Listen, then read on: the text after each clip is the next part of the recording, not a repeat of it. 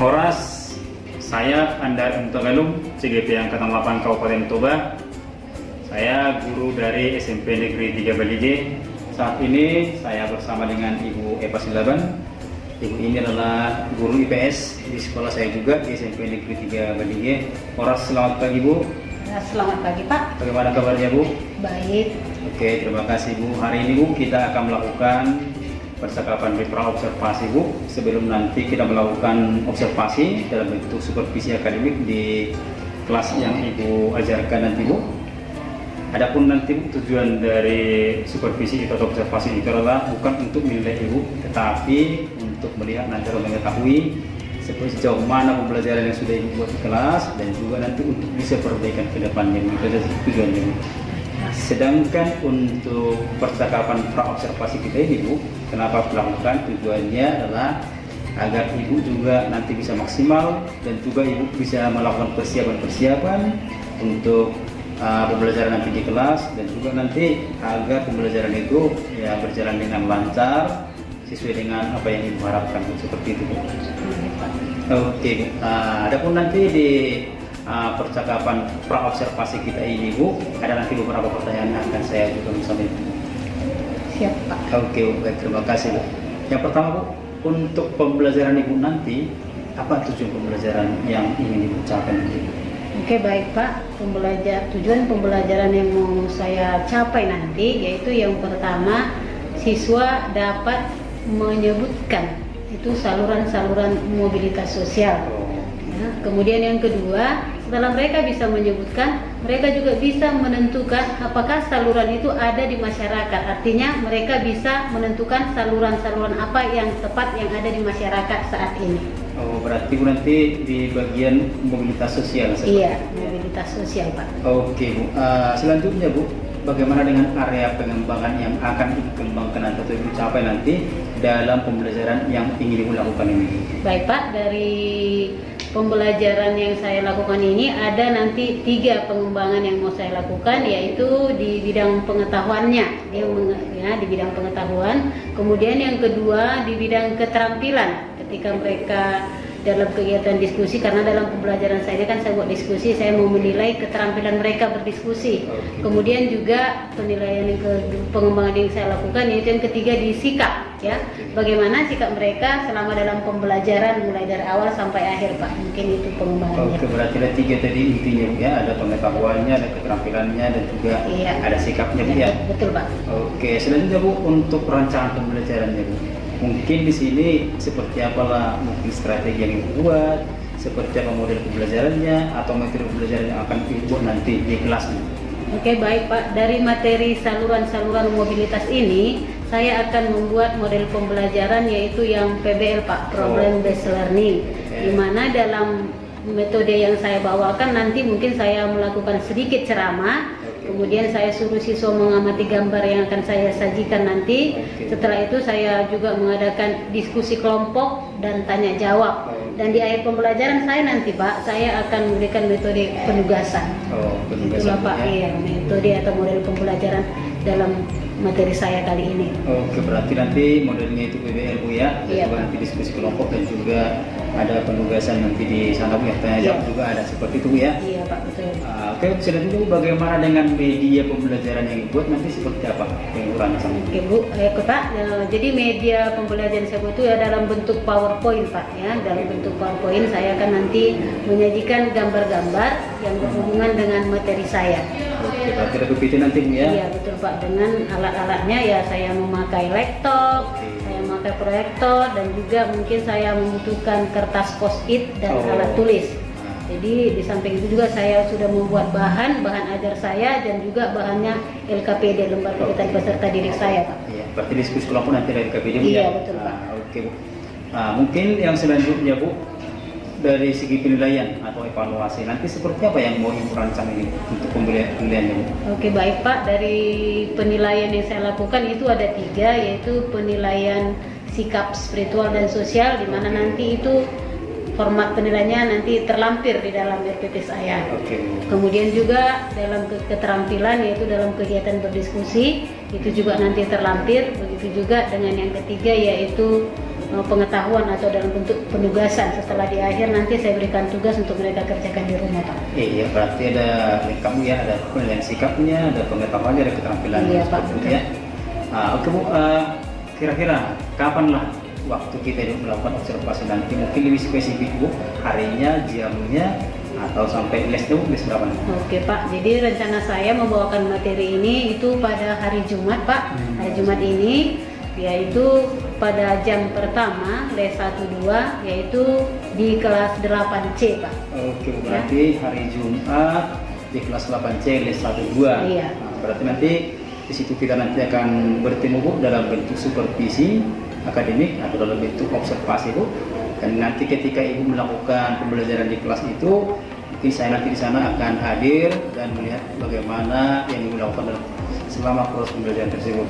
Pak, dengan senang hati. Oke, dan selanjutnya Bu, nanti setelah kita selesai observasi, mungkin nanti akan ada lagi pembicaraan pasca observasi Bu. Nah, nanti di sana ketika pembicaraan pasca observasi nanti akan dihadiri oleh pengajar praktis saya Bu. Nah, dan nanti di sana akan saya bacakan sama Ibu semua nanti seperti apa hasil-hasil catatan saya nanti selama Ibu melakukan selama saya Ibu nanti melakukan pembelajaran di kelas dan saya observasi seperti itu Bu. Oke, mungkin yang terakhir ini Bu, dari hasil pembicaraan kita hari ini Bu, apakah ada yang mendapatkan? Ya, terima kasih Pak. Dari sedikit pembicaraan kita hari ini ada sesuatu yang saya dapatkan di mana saya jadi semakin yakin untuk membawakan, untuk mengajarkan materi ini untuk hari Jumat gitu Pak ya, karena sudah ada persiapan seperti ini.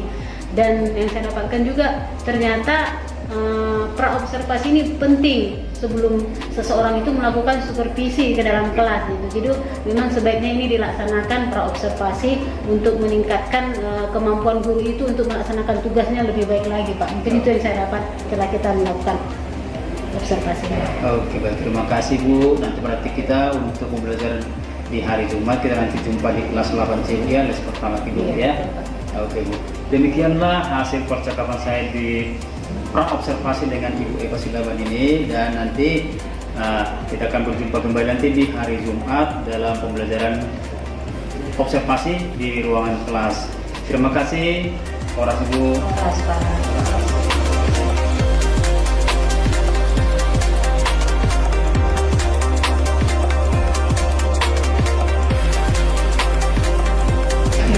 Oke, selamat pagi anak-anak semuanya. Iya, selamat pagi Bu. Pagi hari ini ya kembali kita melaksanakan pembelajaran kita. Belajar apa kita sekarang?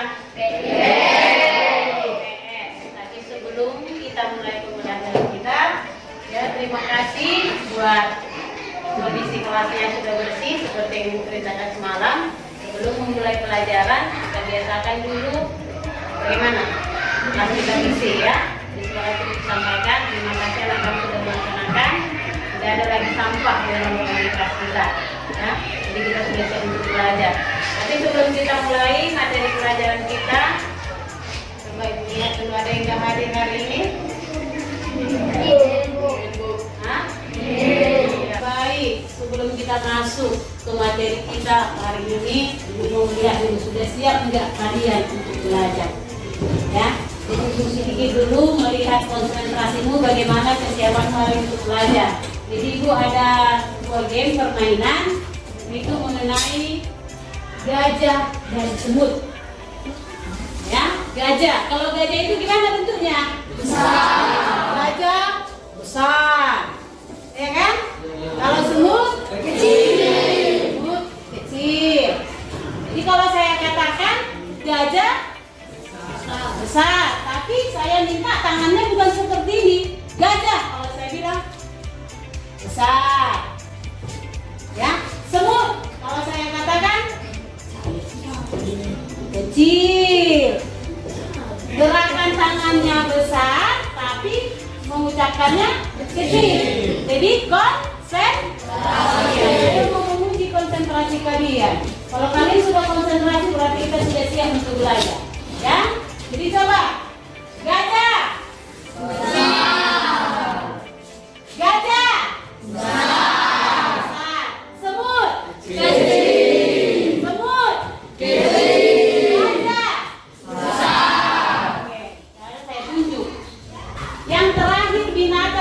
sebutkan yang kamu praktekkan dan kamu ucapkan. Tanya, gajah sebut, gajah sebut. Berarti semut. Kecil. Konsentrasi, gajah. Besar. Semut. Kecil. Semut. Kecil. Gajah. Besar. Kecil. Mulai, siap-siap. Konsentrasi. Gajah sebut, gajah sebut, gajah. Besar. Saya untuk yang menjawab. Ya, ulangi. Gajah sebut, gajah.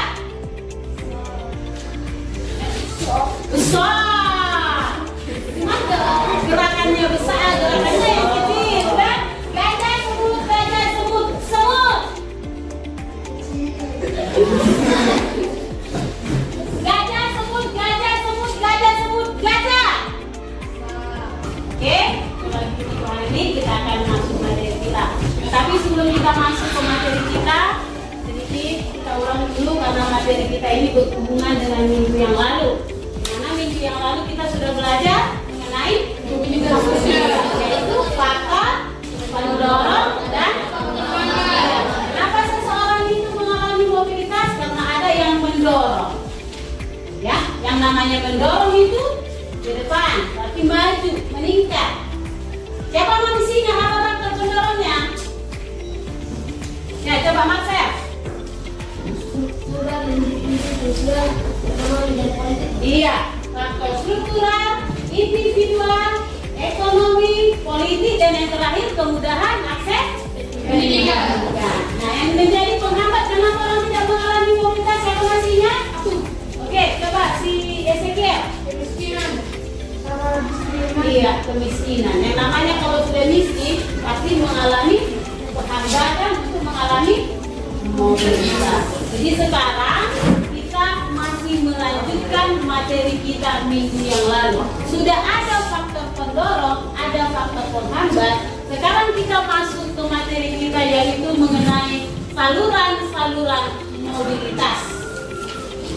Ya, saluran-saluran mobilitas. Kalau dikatakan saluran, kenapa dengan saluran air katanya? Dari situlah jalannya air. Jadi saluran mobilitas, dari situlah kita mengalami apa? Iya, mobilitas. Apa itu mobilitas? Bergeser. Jadi bergeser, apanya yang bergeser? Iya, satu sosial seseorang itu bergeser. Itulah saluran. Saluran air, dari situ airnya bergerak. Saluran pembuangan air, dari situ air terbuang untuk bergerak. Jadi seperti itulah juga seseorang. Apa yang buat seseorang itu bergerak? Apa salurannya? Apa alatnya? Apa wadahnya? Itulah saluran. Ya. Jadi sebelum kita mulai, ada baiknya dulu yang pertama, apa tujuan kita mempelajari saluran-saluran mobilitas? Selalu ingatkan sebelum melakukan sesuatu, tetapkan yang pertama, lihat itu, mengidentifikasi saluran-saluran mobilitas. Mengidentifikasi, kita harus tahu apa saja saluran-saluran supaya kita mengalami mobilitas. Itulah yang pertama, kita identifikasi satu-satu. Ya. Kemudian yang kedua, menjelaskan bagaimana terjadinya mobilitas sosial melalui saluran-saluran itu. Kita sudah tahu tadi ada saluran-saluran, itulah yang pertama. Ada saluran-saluran, ada wadah, atau ada alat untuk mencapai mobilitas. Sekarang, bagaimana saluran mobilitas ini bisa menjadikan kita mengalami mobilitas? Coba, di sini ada beberapa gambar Ibu sajikan. Sesuai dengan materi kita, saluran-saluran mobilitas, saya minta kepada kalian semua perhatikan gambar yang Ibu tampilkan itu. Nah, kira-kira setelah kalian amati gambar-gambar itu, apalah yang muncul pertanyaan di dalam benak kalian masing-masing?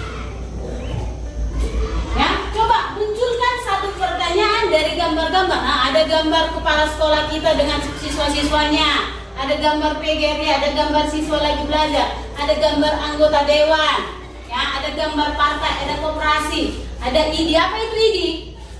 Ikatan Dokter Indonesia. Ada IBI, Ikatan Bidan Indonesia. Kira-kira apalah yang muncul di dalam benakmu ketika kamu melihat gambar tersebut? Silakan kamu tuliskan di kertas post-it yang sudah dibagikan. Tuliskan masing-masing satu pertanyaan dari gambar yang ada di depan.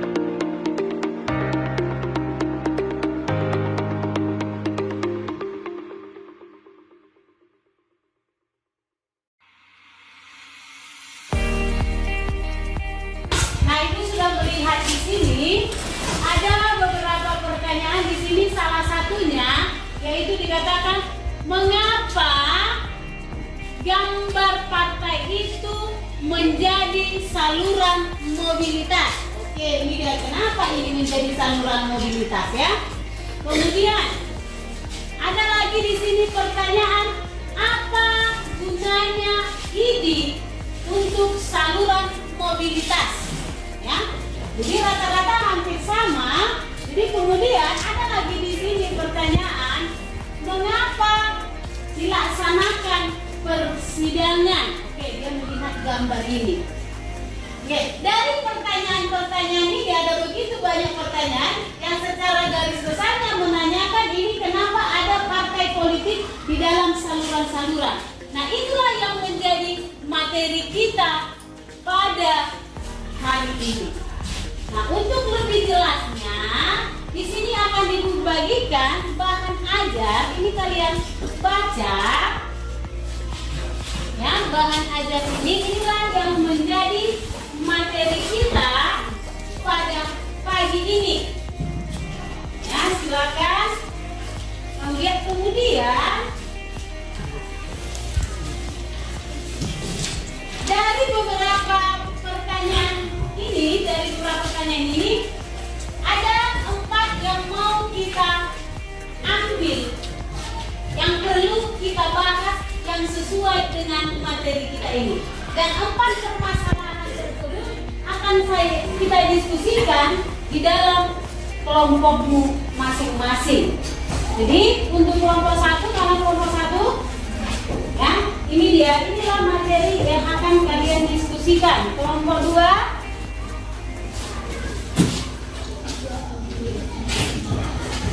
inilah materi yang akan kalian diskusikan. Kelompok 3, oke, kelompok 4. Nah, silakan perhatikan semua LKPD yang sudah Ibu bagikan di kelompok kalian masing-masing. Ya, kalian perhatikan. Coba sekarang kalian kerjakan LKPD tersebut di dalam kelompokmu masing-masing sesuai dengan apa yang diperintahkan di situ.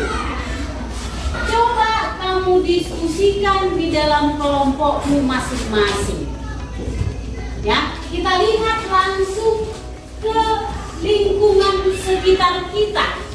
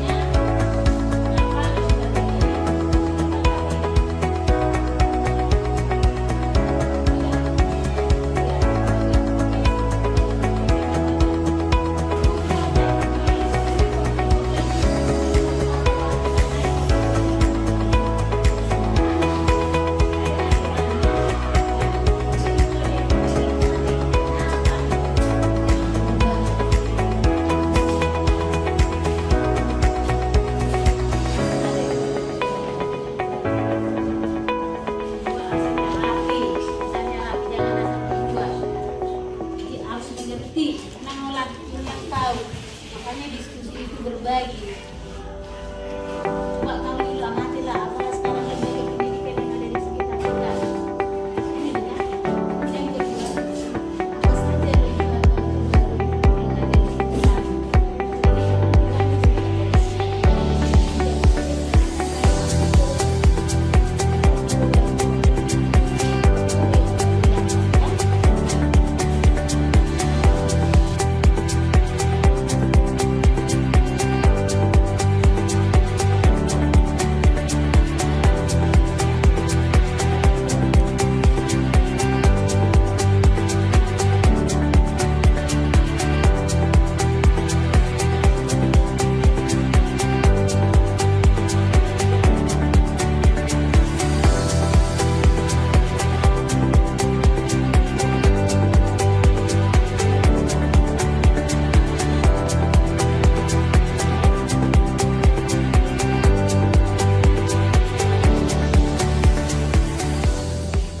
Kami kelompok 1 membacakan hasil diskusi kami.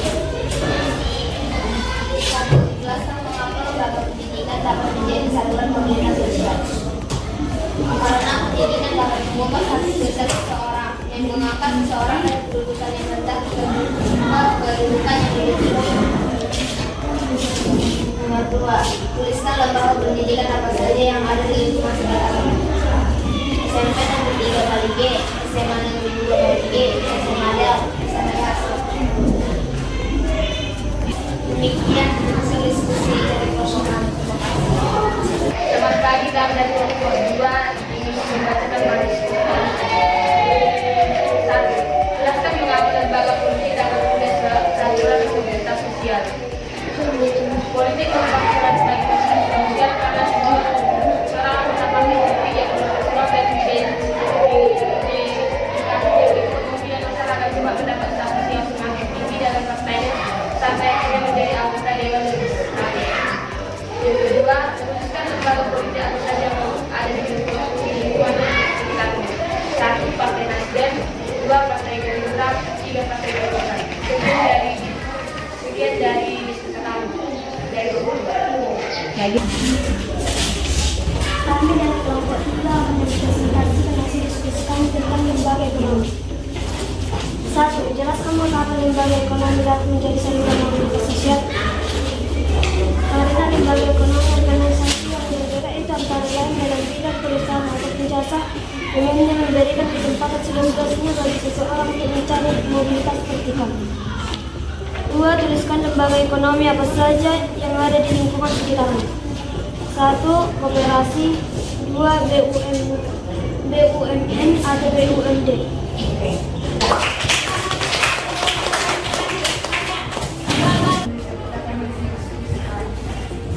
Jelaskan mengapa lembaga profesi dapat menjadi saluran mobilitas sosial.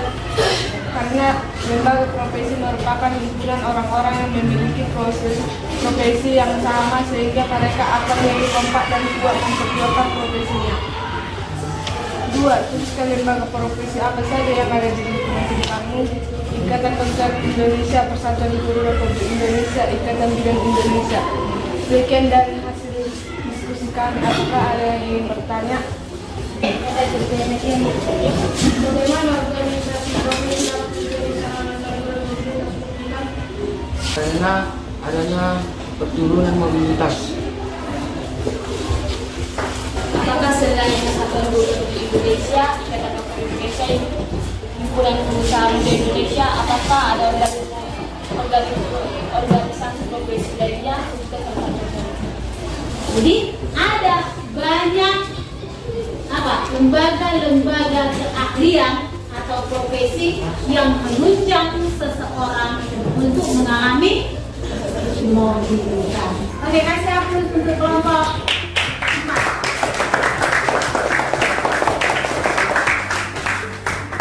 Oke, baik.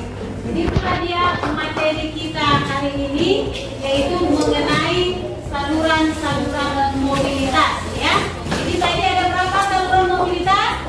Ada 4. Yang pertama pendidikan, yang kedua ekonomi, yang ketiga ekonomi, yang keempat profesi. Inilah saluran atau wadah seseorang untuk mengalami mobilitas. Salah satu yang kita lakukan sekarang ini supaya kamu nanti mengalami mobilitas, inilah lembaga pendidikan ini. Disekolahkan orang tuamu kamu sekarang supaya nanti status sosialmu naik. Kalau sudah naik status sosialmu, itu juga membantu naik status sosial orang tuamu. Jadi itulah dia materi kita hari ini. Sebelum kita adakan dulu sedikit refleksi, ya. Coba kita refleksi dulu kira-kira pelajaran kita hari ini. Yang pertama, kira-kira apa yang menarik dari pembelajaran kita hari ini? Yang menarik dari mananya? Ada kelompoknya. Ini presentasinya. Iya, menunjukkan pertanyaan yang tadi menarik. Oke, itu dia. Berarti ada ya, masing-masing memiliki ketertarikan sendiri. Nah sekarang, bagaimana perasaan kamu selama proses pembelajaran hari ini?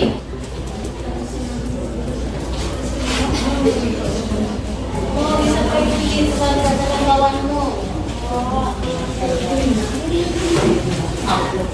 sudah kelompok. Hari ini dimana kita bisa jadi tahu saluran-saluran mobilitas. Yang ketiga, apa pelajaran yang kamu dapat? Ini tadi, apalah yang kamu dapat dari materi kita ini? Oh, bahwa status sosial itu bisa meningkat atau menurun. Oke, itulah dia pembelajaran kita hari ini, ya, mengenai saluran-saluran mobilitas. Untuk minggu depan kita lanjut materi kita mengenai dampak negatif dan positif dari mobilitas. Dan berdasarkan di rumah kita minggu depan. Oke, sekian pembelajaran kita hari ini. Selamat pagi. Siap pagi, Bu.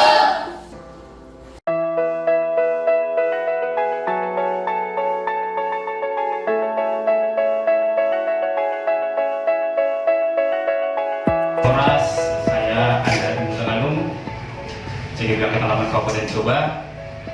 Saat ini saya melakukan percakapan pasca observasi bersama dengan Ibu Beta Sudabat yang kemarin kita observasi di kelas.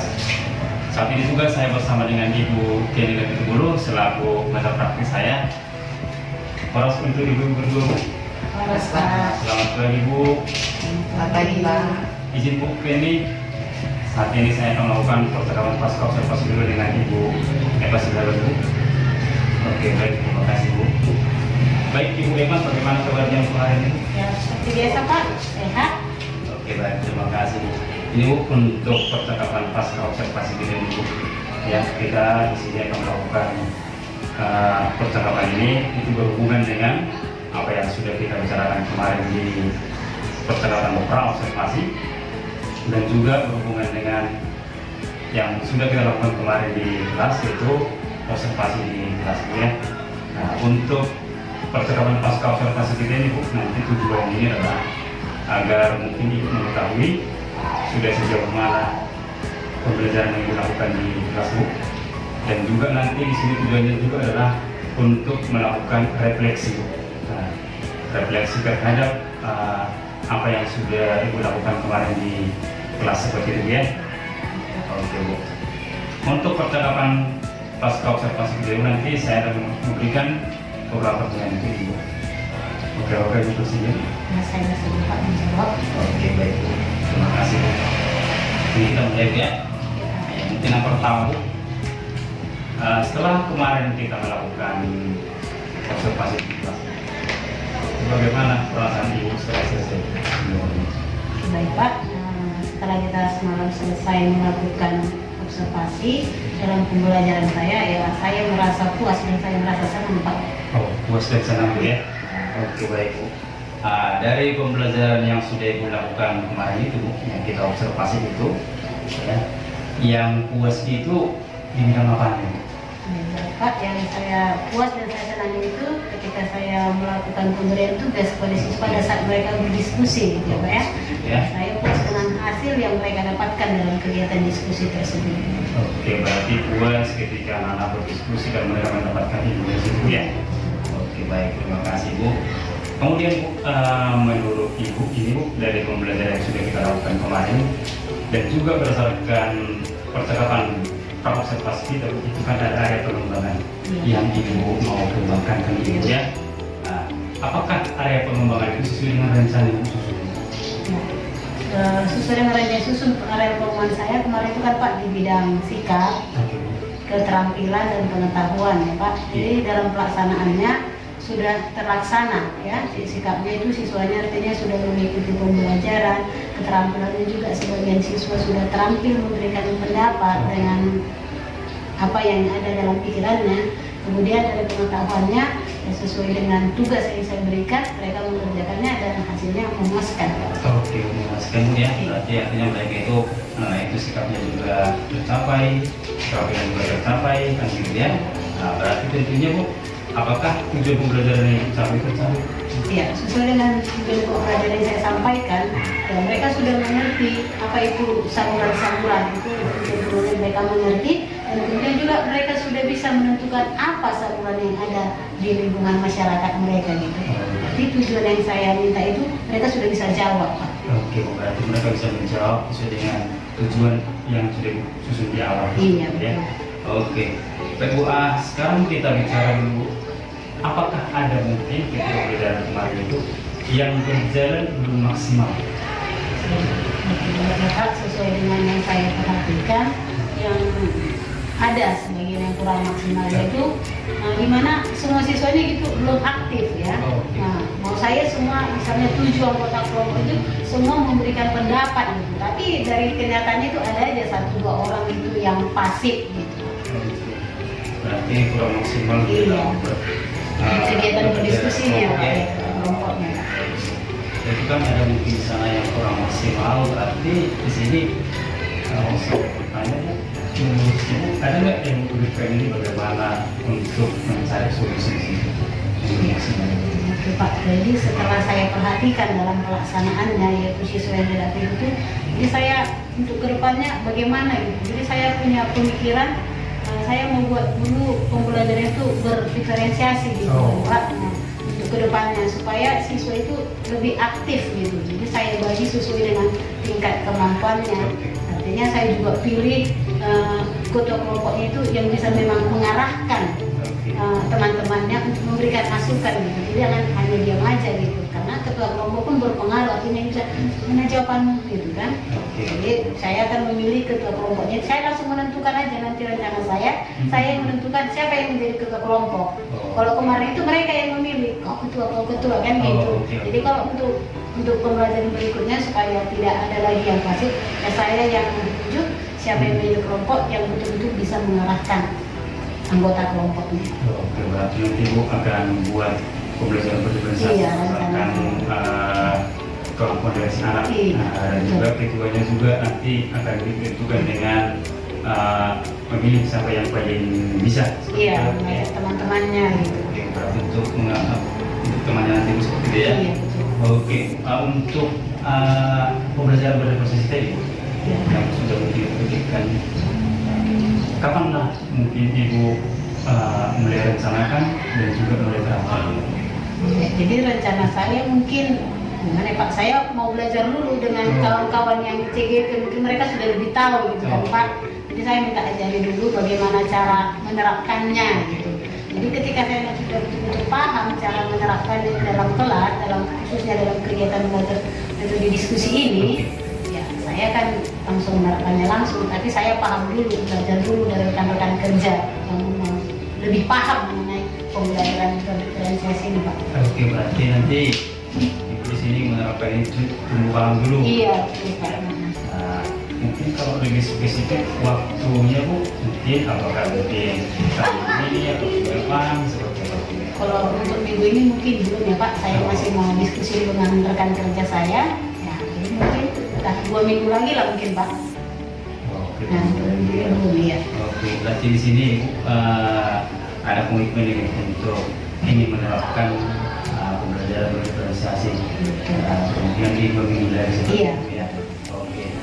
Baik Ibu, mungkin ini di akhir dari pertanyaan saya selanjutnya. Dari hasil yang kita lakukan sekarang dalam pasca observasi itu apakah ada yang mendapatkan? Pak, betul. Banyak yang saya dapatkan mulai dari pra observasi, setelah Bapak melakukan observasi, kemudian yang terakhir pasca observasi. Ternyata kenapa nggak dari dulu juga seperti ini gitu ya Pak? Ya, kenapa baru sekarang gitu? Ternyata setelah kita laksanakan itu ternyata kita lebih menjiwai gitu kan, kita lebih mengerti. Jadi jiwa keguruan kita itu muncul. Oh, kenapa baru sekarang gitu? Jadi bersyukur juga ada Bapak sebagai CGP untuk membangkitkan semangat kami guru-guru yang ada di sekolah kita ini Pak. Oke, baik, terima kasih Bu. Mudah-mudahan nanti apa yang Bu rencanakan ini, apa yang sudah dipikirkan ini bisa semuanya terrealisasi Bu. Dan kalau saya sendiri Bu, nanti kalau seandainya ini berdiskusi, saya juga siap Bu untuk membantu supaya bagaimana ini artinya ini semua berjalan dengan maksimal dan juga belajarnya di kelas itu bisa maksimal. Nah, seperti itu Bu, itulah pembicaraan pasca observasi kami dengan Ibu Eva, dan selanjutnya mungkin kepada Ibu PB saya berikan juga kesempatan untuk memberikan umpan balik Bu dengan melaksanakan apa yang kami bicarakan. Terima kasih. Oke, baik, terima kasih Pak Andar atas waktu yang diberikan. Tentu kita memang sebagai guru ini, kalau menurut saya kita memang harus terus belajar. Tentu belajar itu tidak semata-mata hanya dari satu sumber, berbagai sumber, termasuk juga rekan sejawat itu juga bisa menjadi salah satu sumber belajar kita. Jadi menurut saya Bapak Ibu, observasi ini semoga nanti ke depan akan bisa dilaksanakan berkelanjutan mungkin dengan teman-teman yang lain. Tentunya ini kan bukan mencari kelemahan, maksudnya bukan menilai kemampuan kita sama guru untuk bagaimana sih mengajar begitu, tetapi ini adalah merefleksikan diri kembali agar bisa mengupgrade diri untuk lebih baik di hadapan siswa. Terima kasih Pak Andar sudah melaksanakan proses mulai dari pra observasi, kemudian observasi pembelajaran di kelas, dilanjutkan dengan pasca observasi hari ini. Semoga untuk kegiatan berikutnya semakin lancar dan bisa Bapak tularkan kepada rekan-rekan Bapak Ibu yang lain di sekolah ini. Terima kasih Pak, terima kasih Bu atas waktunya. Horas. Demikianlah hasil percakapan pasca observasi saya dengan Ibu Eva Silaban dan juga dengan Ibu Keni Negeri Bulu. Terima kasih, Horas. Horas.